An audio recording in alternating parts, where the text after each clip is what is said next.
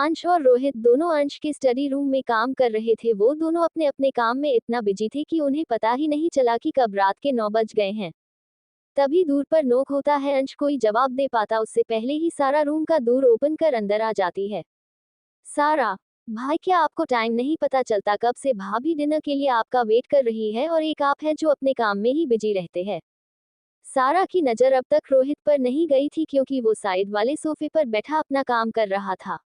पर जब से सारा उस रूम में आई थी रोहित की नजरें सारा पर ही जमी हुई थी। अंश अपन काम करते हुए ही सारा से बोलता है, सारा बच्चा तुम चलो, मैं 5 मिनट्स में आया। अब आगे। सारा जैसे ही जाने के लिए पीछ पलटी उसकी नजर सोफे पर बैठे रोहित पर गई। रोहित को वहां देख सारा के चेहरे पर एक अलग सी चमक आ गई। रोहित भी एक एक पल के लिए सारा में खोने लगा था, पर तभी उसने अपनी नजरें सारा से फेर ली।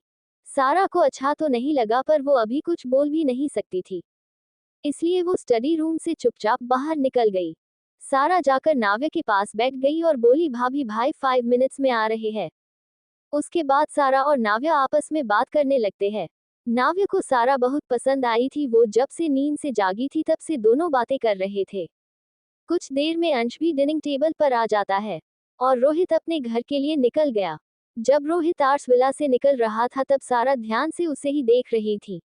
रोहित को भी इसका एहसास था, पर फिर भी वो सारा की तरफ एक बार भी नहीं देखता और सीधा वहां से निकल जाता है। अब तीनों डिनर कर रहे थे, तभी सारा बोली, भाई आप दादी माँ से मिलने क्यों नहीं जा रहे ही? दादी माँ आपको याद कर रही थी। अंश, मैं इन दिनों काफी बिजी था पर मैं कल मिलने चला जाऊंगा। सारा, ओके। उसके बाद तीनों शांति से अपना डिनर खत्म करते हैं। डिनर के बाद सारा अपने रूम में चली जाती है। अंश भी नाव्य को लेकर अपने रूम में चला जाता है। रूम के अंदर आने के बाद अंश अपने कलबोर्ड से एक नाइट सूट निकल कर नाव्य को देता है। अंश, बच्चा जाओ चेंज कर लो, इस कपड़े में तुम्हें सोने में प्रॉब्लम होगी। नाव्य अंश के हाथ से नाइट सूट लेकर वॉशरूम में चेंज करने चली गई। जब नाव्य चेंज करके आई तब तक अंश भी चेंज कर चुका था और बेड पर लेटा अपना फोन देख रहा था। नाव्य जाकर बेड की दूसरी तरफ बैठ गई और अंश को देखने लगी। अंश को जब अपने ऊपर किसी की नजरें महसूस हुई तो वो अपना सिर घुमाकर देखता है। नाव्य उसे ही देख रही थी। नाव्य उस सिंपल सी नाइट सूट में भी बहुत प्यारी लग रही थी। अंश का तो मन कर रहा था अभी उसको पकड़कर किस कर ले। अंश अपना फोन साइड टेबल पर रख देता है और हाथ बढ़ाकर नाव्य को अपने पास खींच लेता है। अंश नाव्य को अपने आगोश में समेटते बोला, बच्चा अब सो जाओ। नाव्य भी अंश को टाइटली पकड़कर अपने चेहरे को अंश की चेस्ट में दबा लेती है। अंश झुककर नाव्य के माथे पर किस करता है और रूम की लाइट ऑफ कर देता है। विहान का घर। विहान रीना को बेड पर सुलाकर उसे ब्लैंकेट से कवर कर उसे सोने को बोल रूम से बाहर निकल गया। रीना को विहान का बिहेवियर कुछ समझ नहीं आ रहा था। जो कल तक उस पर भूखे भेड़िए की तरह टूट पड़ता था, वो अब उसकी केयर कर रहा है। रीना ये सब सोचते सोचते सो जाती है। उसके सोने के बाद विहान रूम में आता है। वो जाकर रीना के साइड में बेड पर बैठ जाता था। विहान रीना को देखते हुए, मैं अपने बच्चे के लिए तुम्हें अपनाने को भी तैयार हूँ, पर मैं नाव्य को नहीं भूल पा रहा हूँ, नहीं निकाल पा रहा उसे अपने दिल से, और शायद मैं नाव्य को कभी नहीं भूल पाऊंगा। मैं उसे अभी तक ढूंढ भी नहीं पाया और तब तक मेरा बच्चा तुम्हारे अंदर आ गया।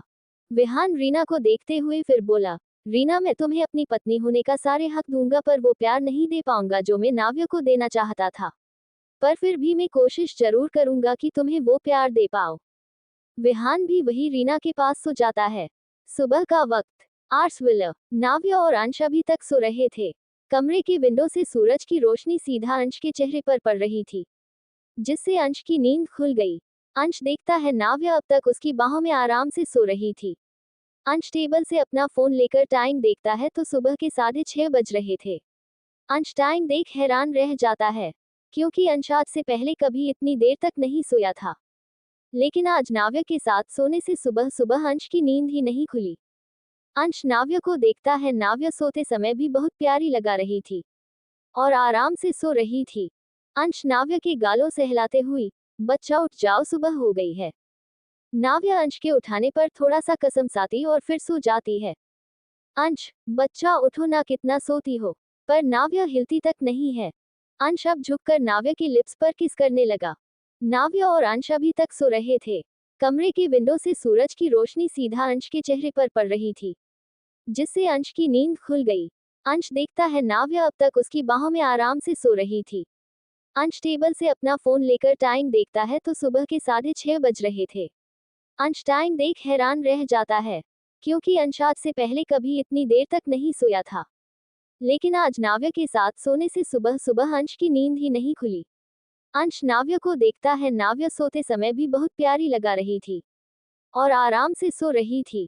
अंश नाव्या के गालों से हिलाते हुई, बच्चा उठ जाओ, सुबह हो गई है। नाव्या अंश के उठाने पर थोड़ा सा कसमसाती और फिर सो जाती है। अंश, बच्चा उठो ना, कितना सोती हो। पर नाव्या हिलती तक नहीं है। अंश अब झुककर नाव्या की लिप्स पर किस करने लगा। अब आग। नाव्या अंश को नहीं रोकती और अंश को किस करने देती है। थोड़ी देर किस करते रहने के बाद अब नाव्या को सांस लेने में तकलीफ होने लगी थी, पर अंश उसे छोड़ने का नाम ही नहीं ले रहा था। नाव्या किस करते समय ही अपना मुंह खोलकर सांस लेने की कोशिश करती है, पर उसके मुंह खोलने पर अंश अपने जीभ को उसके मुंह में डाल उसके जीभ को सक करना शुरू कर देता है। नाव्या को अब सांस नहीं आ रही थी। वो अंश के सीने पर अपना हाथ रख उसे दूर करने लगती है। अंश नाव्या के होठों को छोड़ उसके गले पर किस करने लगा। अंश के छोड़ते ही नाव्या लंबी लंबी सांसें लेने लगी। अंश नाव्या के गले को किस करते हुए अब नीचे जाने लगा था। नाव्या को इसके लिए कोई विरोध न करता देख अंश अब अपना कंट्रोल खोने लगा था। उसका एक हाथ अपने आप ही नाव्या के ब्रेस्ट को सहलाने लगे थे। अंश के हाथों को अपने ब्रेस्ट पर महसूस कर नाव्या सिहर गई। उसकी पूरी बॉडी जम सी गई थी। नाव्या हिल भी नहीं पा रही थी। अंश नाव्या के कॉलर बोन पर किस करते हुए ही नाव्या के ब्रेस्ट पर जोर से दबाव डालता है। आह! अंश के दबाव डालने से नाव्या कराह उठी। नाव्या की कराह सुनने के बाद अंश होश में आया। वो जल्दी से नाव्या के ब्रेस्ट को छोड़ उससे दूर हो गया। अंश घबराते हुए, बच्चा क्या तुम ठीक हो? नाव्या कोई जवाब नहीं देती, बस अपनी नजरें नीचे कर लेती है। अंश को अब खुद पर गुस्सा आ रहा था। वो ऐसा कैसे कर सकता है? अंश दोबारा नाव्या से पूछता है, बच्चा तुम ठीक हो ना? क्या मैंने ज्यादा जोर से दबा दिया था? अंश की बातें सुन नाव्या का पूरा चेहरा और गर्दन शर्म से टमाटर की तरह लाल हो गई थी। अंश नाव्या के लाल चेहरे को देख उसके करीब जाता है और उसे उठाकर अपनी गोद में बिठा लेता है। अंश को लगा रहा था कि दर्द के कारण नाव्या का चेहरा लाल हो गया है। अंश नाव्या के उस ब्रेस्ट पर हाथ रख उसे दोबारा सहलाने लगता है जिसे उसने अभी अभी दबाया था। नाव्या की तो अंश के ऐसा करने से सांसें तेज हो गई थी। नाव्या तेजी से सांसें लेने लगती है। अंश नाव्या के ब्रेस्ट को सहलाते हुए ही बोला, बच्चा क्या तुम्हें ज्यादा दर्द हो रहा है? आई एम सॉरी बच्चा, मैं आगे से कभी ऐसा नहीं करूंगा। नाव्या का पूरा चेहरा अंश की बातों से और उसकी हरकतों से गर्म होने लगा था। वो अंश की गोद से उठकर बिना कोई जवाब दिए वॉशरूम में भाग जाती है। अंश वही बैठा बैठा वो सब सोचने लगा, अभी अभी जो उसने किया था। अंश अपने आप से बोलता है, अंश तुम ऐसा कैसे कर सकते हो? वो अभी बच्ची है, माना कि तूने उससे शादी की है, पर अभी वो फिजिकल होने के लिए बहुत छोटी है। अभी उससे दूर रहना ही तेरे और उसके लिए सही है। विहान का घर। रीना उठकर तैयार होकर किचन की तरफ बढ़ गई थी, पर रास्ते में ही विहान उसे रोक लेता है। तुम कहाँ जा रही हो? रीना, मैं किचन में जा रही थी। विहान, कोई जरूरत नहीं है, तुम्हें जाकर रेस्ट करो। रीना हैरान नजरों से उसे देखती है, क्योंकि विहान हमेशा उससे अपने लिए खाना बनवाता था, पर आज वो खुद उसे मना कर रहा था। रीना कुछ दिनों से विहान की हरकतों को नोटिस कर रही थी। वो अब ना तो उसके साथ जबरदस्ती करता और ना ही उसे कोई काम करने देता, और अब उसका ख्याल भी रखने लगा था। रीना हैरान तो थी, पर उसे अच्छा भी लग रहा था विहान का ऐसे उसकी केयर करना। अंश रेडी होकर नीचे आता है। नीचे आते ही उसकी नज़र सबसे पहले नाव्या पर पड़ी। डिनिंग हॉल में डिनिंग टेबल पर बैठी सारा के साथ जोर जोर से हंस रही थी। दोनों इतनी जोर से हंस रहे थे कि पूरे घर में उनकी हंसी गूंज रही थी। पास में खड़े सारे सर्वेंट स्माइल करते हुए उन दोनों को ही देखे जा रहे थे। सब उनके लिए पहली बार था जब उन सब ने किसी को इस तरह बॉस के घर में किसी को हंसते देखा हो। जब से नाव्या इस घर में आई थी तब से ये घर घर लगने लगा था, और घर में खुशियां आई थी। नहीं तो हमेशा ये घर एकदम शांत रहता था। ना अंश ज्यादा बोलता और नहीं कोई सर्वेंट अंश के घर पर होने पर आपस में बात करते, क्योंकि अंश के गुस्से से सब अच्छी तरह से वाकिफ थे। अंश बस चुपचाप सीढ़ियों से उतर वही खड़े होकर उन दोनों को देख रहा था। अंश ने कभी नहीं सोचा था कि उसके घर में भी किसी दिन इस तरह उसकी सुबह होगी कि उठते ही सबसे पहले अपनी बीवी को देखे, और उसके बाद इस तरह अपनी बीवी और बहन को इस तरह और इतना खुश देखेगा। अंश को आज बहुत खुशी महसूस हो रही थी।